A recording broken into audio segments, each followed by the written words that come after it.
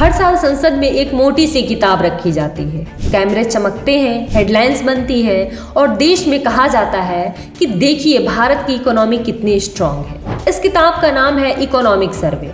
सरकार कहती है कि इसमें भारत का भविष्य लिखा है। क्या इसमें पूरा सच लिखा होता है या सिर्फ वही सच जो हमें दिखाना जरूरी है? इकोनॉमिक सर्वे 2025-26 को देखिए। मीडिया ने इसे बताया 7.4% GDP growth, $825 billion exports, world's fastest growing economy.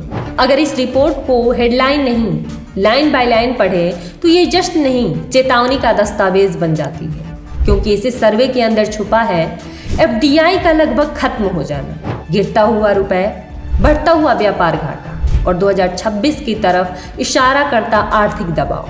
आज का ये वीडियो सरकार के खिलाफ नहीं है और न ही देश के खिलाफ है। ये उस झूठे ऑप्टिमिज्म के खिलाफ है जो सवालों को दबा देता है। तो सबसे पहले हमारे वीडियो को लाइक करें और चैनल को सब्सक्राइब करें और अंत तक देखिए। सरकार कहती है इंडिया विल ग्रो एट 7.4%। सुनने में ये आंकड़ा शानदार लगता है। ये ग्रोथ किसके लिए है? क्या ये उस मजदूर की है जिसकी मजदूरी महंगाई से पीछे रह गई? क्या ये उस एमएसएमई की है जो जीएसटी और कंप्लायंस के बोझ में दब चुका है? क्या फिर उस युवा की जिसके हाथ में डिग्री है लेकिन नौकरी नहीं? अगर जीडीपी ऊपर जा रही हो लेकिन नौकरियां ना हो तो उस ग्रोथ को अर्थशास्त्र में एक खतरनाक नाम दिया जाता है, जॉबलेस ग्रोथ। कागज पर देश अमीर दिखता है लेकिन जमीन पर नागरिक थकता है। और इतिहास गवाह है कि जब ग्रोथ सिर्फ आंकड़ों में होती है तो असंतोष सड़कों पर दिखता है। वैसे ही इकोनॉमिक सर्वे 2025-26 खुद मानता है कि नेट एफडीआई इनफ्लो लगभग 0 हो चुका है, यानी विदेशी निवेश में 96% की गिरावट है। सरकार कहती है ग्लोबल अनसर्टेनिटी है, लेकिन सवाल ये है कि ये उस अनिश्चितता दुनिया में वियतनाम, इंडोनेशिया और मैक्सिको में निवेश क्यों बढ़ रहा है? पॉलिसी बार बार बदले, टैक्स का डर हो, रूल्स अनिश्चित हो तो पैसा रुकता नहीं, भागता है। याद रखिए, कैपिटल फ्लाइट कभी खबर नहीं बनती, लेकिन वही आने वाले संकट की पहली आहट होती है। भारतीय रुपए एशिया की सबसे खराब प्रदर्शन करने वाली मुद्रा बन चुका है। रुपए गिरता है तो असर सीधा पड़ता है। इंपोर्ट महंगा, इन्फ्लेशन दबा हुआ, मिडिल क्लास की बचत पिघलती हुई। सरकार कहती है डॉलर स्ट्रांग है, लेकिन सवाल ये है कि अगर सिर्फ डॉलर मजबूत है तो चीन, थाईलैंड, वियतनाम की मुद्रा क्यों नहीं गिरी?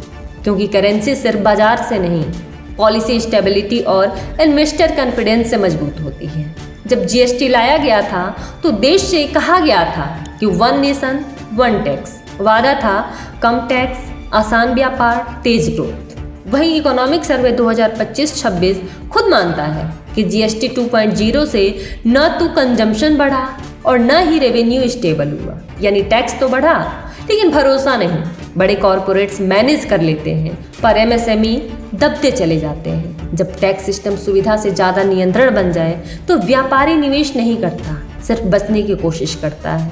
इकोनॉमिक सर्वे 2025-26 का सबसे चौंकाने वाला हिस्सा जीडीपी या एफडीआई नहीं है, बल्कि सरकार का अपना लहजा है। सरकार कहती है Indian private sector nation building नहीं कर रहा है, जैसे युद्ध के बाद की अर्थव्यवस्था में हुआ था। यानी दोष किसका है? पॉलिसी का नहीं, प्लानिंग का नहीं, निजी कंपनियों का। जब नियम हर साल बदले, जब टैक्स रिट्रोस्पेक्टिव हो, जब ईडी सीबीआई का डर बिजनेस प्लान से बड़ा हो तो जोखिम कौन उठाएगा? असल में ये आलोचना नहीं, ब्लेम शिफ्टिंग है। और इतिहास बताता है कि जब सरकार सवालों से बचने लगती है तो समस्या अर्थव्यवस्था में नहीं बल्कि नीति में होती है। इकोनॉमिक सर्वे 2025-26 कहता है आज सिर्फ 11 राज्यों के पास रेवेन्यू सरप्लस है। 2019 में ये संख्या 19 थी और वजह बताई जाती थी फ्री वाइज, लोक लुभावन योजनाएं।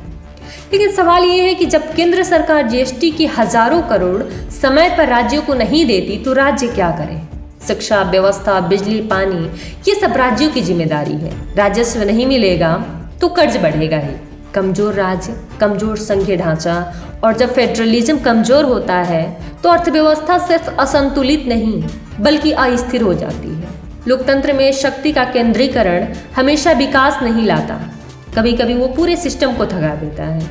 अब कहा गया है कि इंटरनल गवर्नमेंट डिस्कशन बाहर नहीं आएंगे, ब्यूरोक्रेट्स की सलाह गोपनीय रहेगी। मतलब अब कोई नहीं पूछ सकता नोटबंदी क्यों हुई, कृषि कानून कैसे बने, कोविड में कौन सा फैसला किस आधार पर लिया गया। ट्रांसपेरेंसी हटाओ तो अकाउंटेबिलिटी अपने आप मर जाती है। आरटीआई पर हमला सिर्फ लोकतंत्र पर नहीं बल्कि देश की अर्थव्यवस्था पर सीधा वार है। इकोनॉमिक सर्वे कोई जश्न का ढोल नहीं, ये एक वार्निंग बेल है जिसे सुनना हम नहीं चाहते। आज देश में सवाल पूछना एंटी नेशनल बताया जाता है, लेकिन इतिहास बताता है कि सवाल न पूछना सबसे बड़ा खतरा होता है। अर्थव्यवस्था भाषणों से नहीं चलती, वो चलती है स्थिर नीतियों से, राज्यों के सम्मान से, पारदर्शिता से और नौकरियों से, ना कि नारों से।